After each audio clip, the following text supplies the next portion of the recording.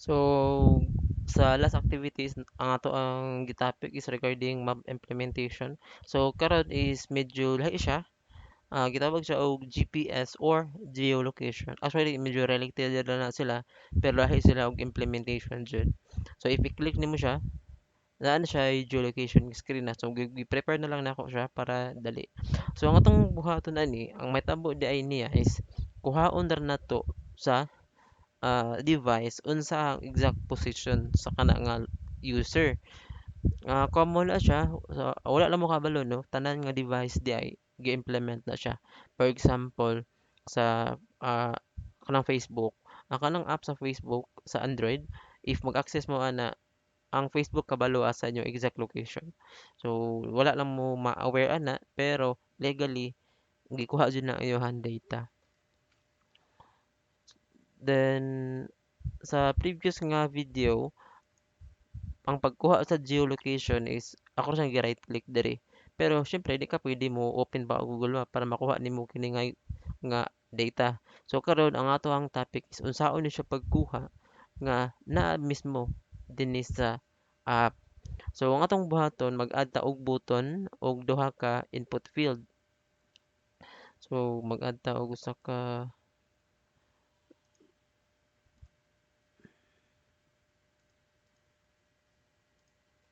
so ako lang siya butangan og dev para dili siya katagtanawon. Then mag-add ko og button. So get geolocation. So if tan-awon nimo siya, basic na siya forma no. Mao na siya ang default basta sa Bootstrap. If moari ta sa code ato siyang butang design, so simple ra kaayo. Pwede ra ta mag then for example, primary. So na siya i-design. Then ato siyang i-full lang W100 meaning ana is ang width niya buhaton nato siyang 100. So na then pwede po nimo siya i-adjust ang size para dako siya atong large button LG meaning ana is button large. So dako na siya. So karon ang atong buhaton is magbutang ko og usa ka input field.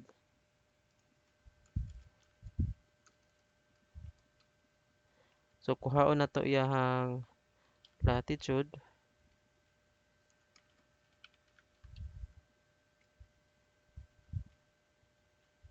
So ang type niya is text.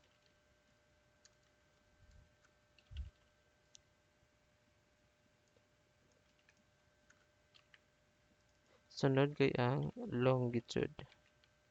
Then text gyapon. So basic gyapon yang form ano, default na siya. So ato siya butangan gihapon og design. Ang gamito na to nga style sheet is mo gyapon Bootstrap. So ang default ana is form control. So if mo siya i-open na, so kabantay mo na-change na siya. So inana ra ka easy. Medyo bati siya tan-awon. Ako lang i-adjust. Ako siya butangan og division ang duha.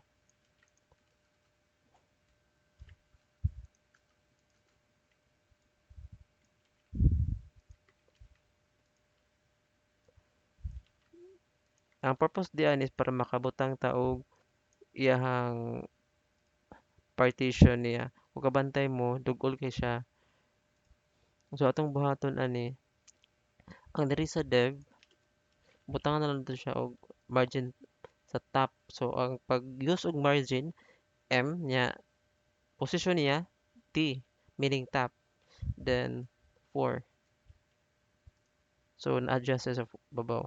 So diri na to ibutang ang i-click sa button, mugawas diri ang latitude, mugawas sad ang longitude.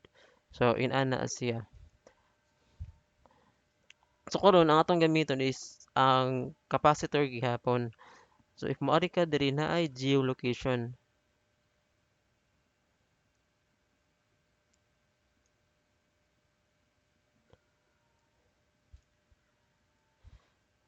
kung kabantay mo wala siya mangayo og API key kay since 2008 di ay gi-free na ni siya nga service. Ang pag-use lang sa Google Map ang mangayo og API kay bugat na siya sa server side. So ato siyang i-install. Oops, nasayop ko og paste.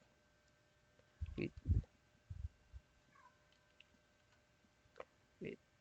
Ang whole page mo na paste.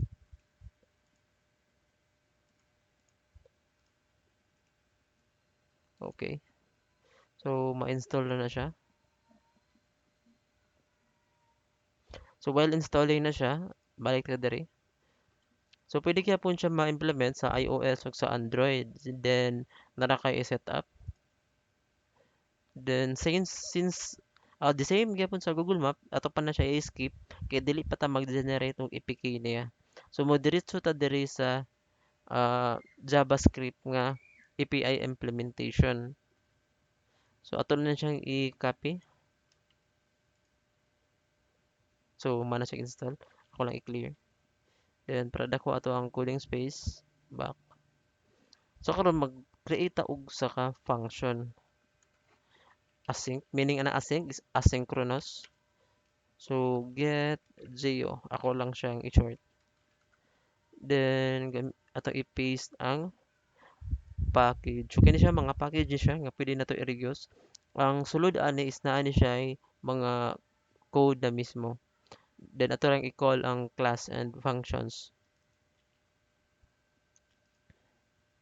So mao ni ang iyang code sa pagkuha. Simple ra jud siya. Pero sa umuha sa una 5 years ago, puting dugaya ani code. Kay need pa naman siya i-code manually. So if ato siyang ipakita diri sa console, then kini ato i-call sa button.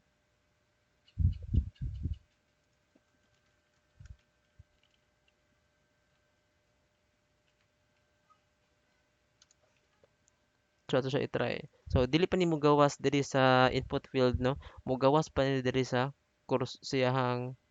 So kabantay mo basta gani mo black meaning ana na siya gi-optimize nga new package nga na-detect niya. So if imo siya i-check diri,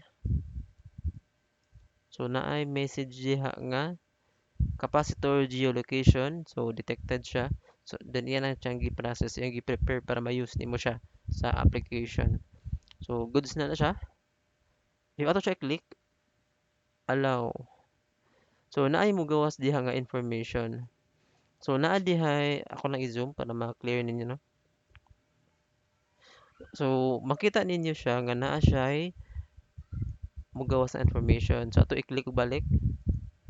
So mo ni ang mugawas niya. So under sa pinik ana coordinate, naa siya accuracy. So kining accuracy is level na siya kung unsa siya ka accurate, mas gamay og value mas accurate siya. Then altitude, so since computer man ni atong gigamit, dili nimo siya makuha ang altitude. So sa mga drone gigamit din ni siyang altitude no. Pag gigamit na siyang altitude para ma sukod sa drone kung unsa siya kalayon from the ground. So mo purpose sa altitude. Ang mga drone is na siya GPS pod. If GPS ang mukol ani nga function, naa ni result ang altitude. So aka na nga result mo na ang distance from diri sa yuta ug sa position didto sa drone sa air. Kining altitude accuracy.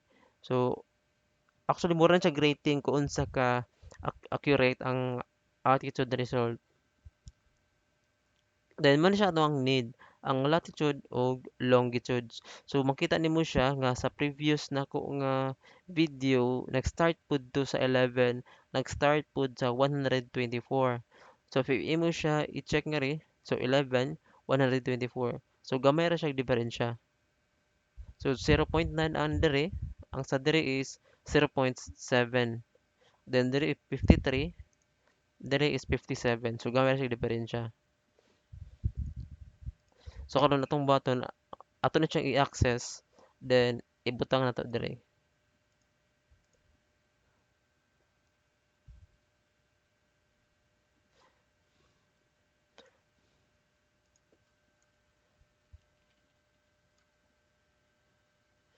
So pwede na to siya iingon na naon ra as ini para atong ma-implement diri. Then this equals,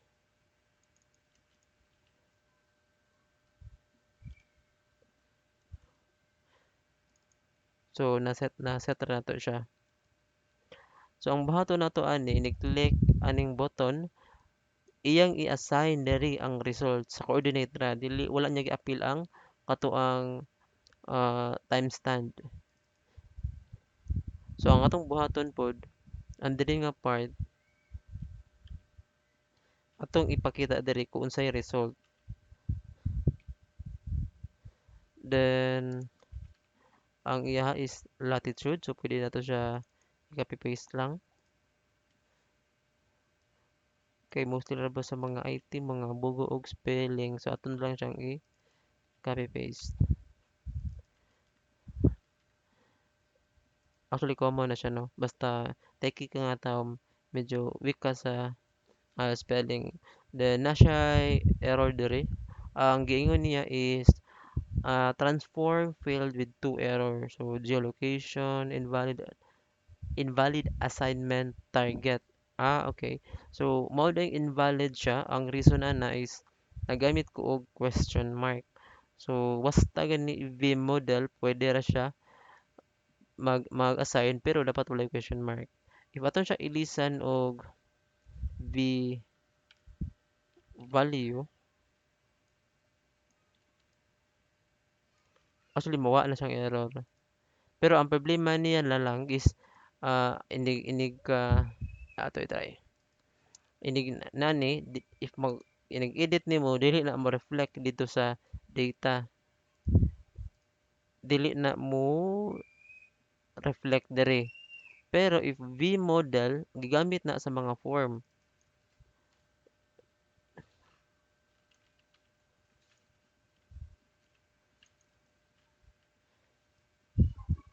para man ni siya sa mga form, so need na to nga V model ato gamiton pero ato siyang i-remove. Ang meaning din sa question mark, for example kini siya ako lang i-explain. ah 'Di ba ang purpose sa question mark is nag-ask siya if nabay answer. So the same concept po na din eh. So ang check niya if ang coordinate nga variable nabay value nga longitude. If wala, dili siya mag-error kay kabalo siyang walay answer. Pero if ana ra, so na-expect siya nga kining coordinate naa jud longitude.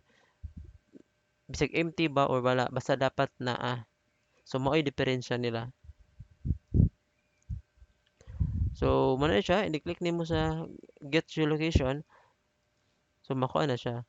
Makuha nimo ang exact location na. So ina na siya ka easy. Donc sa previous na to ng activity diri sa map, tan-aw nimo siya gi manual siya og add ang katuwang longitude ug longitude. So pwede ta mag-add og button diha para ma-change ang current location ana. So ako lang siyang gi-separate para dali siya sabton. So mo na siya ang sa inyong activity number 5. So pagkuha sa geolocation. So the same concept na sa GPS no. Ito lang siyang GPS.